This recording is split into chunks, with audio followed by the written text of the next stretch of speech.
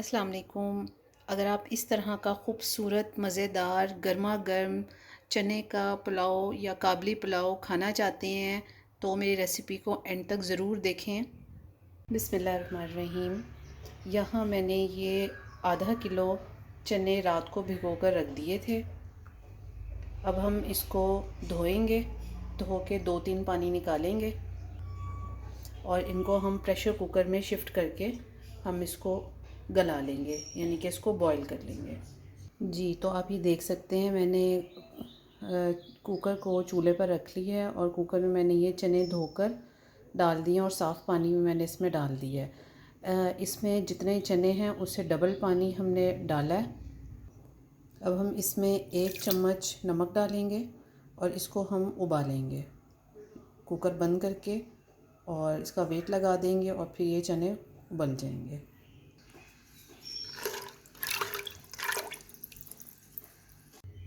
यहाँ पर आप देख सकते हैं मैंने तकरीबन 1.25 किलो के करीब या थोड़े से उससे ज़्यादा हैं ये चावल लिए हैं।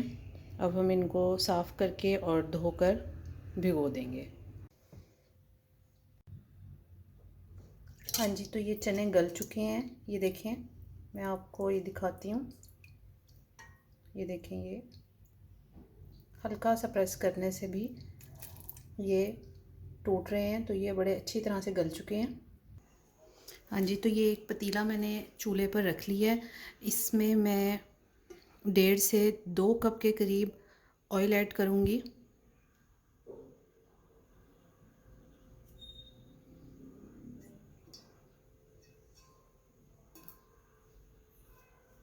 ऑयल को गरम करेंगे। अब हम ये 2 प्याज है, इनको हमने स्लाइस कर लिया है। ये हम ऑयल में डालेंगे और इसको हमने लाइट गोल्डन करना है। अब हम इसमें ये साबुत गरम मसाला डालेंगे, जिसमें 1 टीस्पून भर के ज़ीरा है, कुछ सिनेमन स्टिक्स यानी कि दालचीनी है, 6-7 लौंगे हैं, 1 टीस्पून गोल काली मिर्च है, 6-7 पत्ते तेज़पात हैं और 3 बादियान के फूल हैं। ये हम सारा इसमें ऐड कर देंगे और प्याज को हम इसके साथ हम फ्राई करेंगे। प्याज को हमने लाइट गोल्डन करना है। आप ये देख सकते हैं कि प्याज ब्राउन होने के करीब है, ये बिल्कुल सॉफ्ट हो चुका है। बस हल्का से इसमें कलर आ जाएगा तो इसमें फिर हम पिसा हुआ लहसुन अदरक ऐड करेंगे। ये देख सकते हैं इसमें कलर आने लगा है, प्याज कलर पकड़ने लगा है। अब इसमें हम लहसुन अदरक ऐड करेंगे। ये मैंने 3 टेबलस्पून के करीब लहसुन अदरक ऐड किया है। लहसुन अदरक को हम प्याज के साथ फ्राई करेंगे।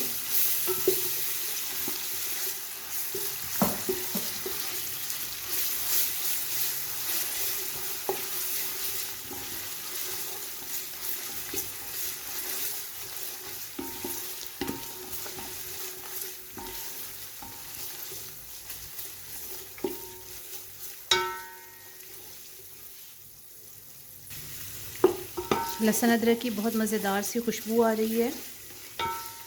बहुत अच्छी तरह से हमने इसको भूनना है।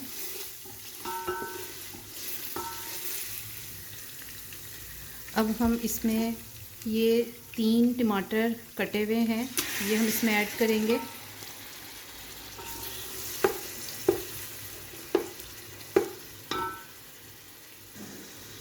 ये 2 हरी मिर्ची हैं जिनको मैंने 2 हिस्सों में कर लिए, ये हम इसमें डालेंगे। अब इसमें 2 टेबलस्पून नमक के भर के डालेंगे। इसको हमने मिक्स करना है।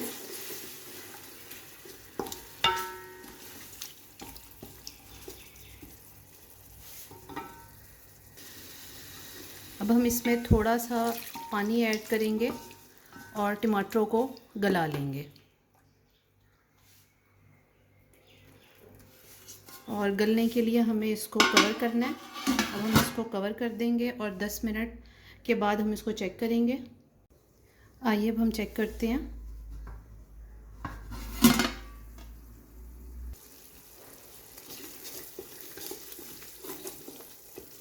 टमाटर बिल्कुल गल चुके हैं।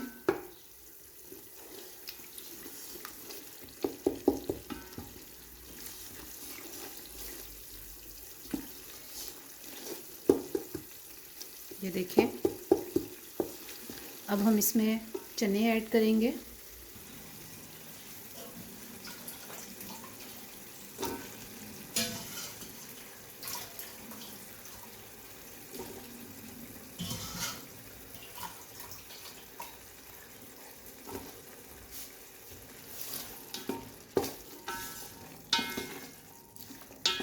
अब हम चनों को मसाले के साथ भूनेंगे। जी, तो आप ये देख सकते हैं कि चने अच्छी तरह से भुन चुके हैं। ये देखें।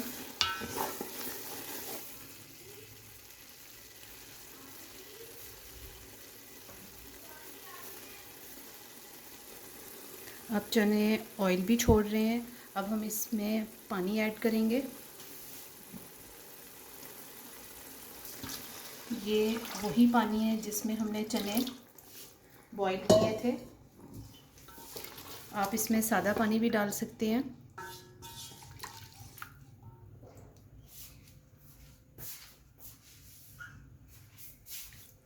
अभी इसमें पानी कम है, मैं इसमें मज़ीद पानी ऐड करूँगी। ये मैं सादा पानी ऐड कर रही हूँ। इसमें अब हम बॉईल आने देंगे। यहाँ पर आप देख सकते हैं कि पानी में बॉईल आ गया है। अब हम इसमें चावल ऐड करेंगे।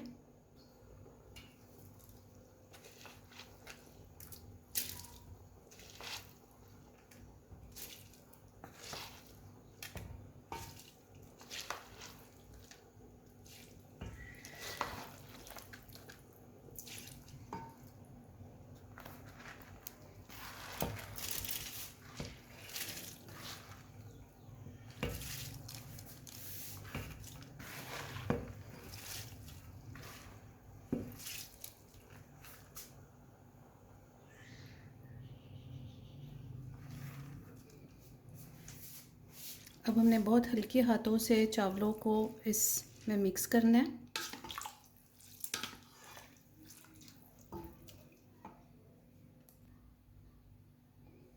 अब इस पॉइंट पर हम नमक चेक करेंगे। इसमें नमक थोड़ा सा तेज़ होना चाहिए चावलों के पानी में, तब चावलों में नमक बिल्कुल ठीक आता है। अब हम इसमें थोड़ा सा नमक ऐड करेंगे।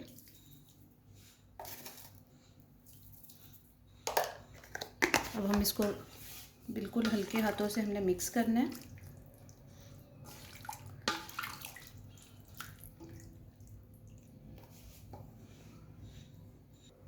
अभी स्टेज पर चूल्हे की फ्लेम मीडियम टू हाई होनी चाहिए और इसको हम हाफ़ कवर करेंगे। हाफ़ कवर करके अब हम चावलों को कुक करेंगे। हाँ जी, तो अब हम चेक कर लेते हैं कि क्या पोजीशन है। आप ये देख सकते हैं कि पानी ऑलमोस्ट खुश्क हो गया है। ये देखें।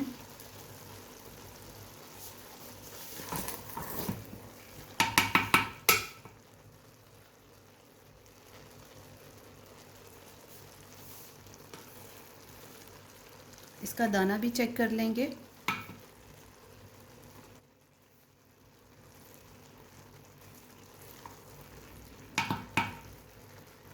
ये देखें।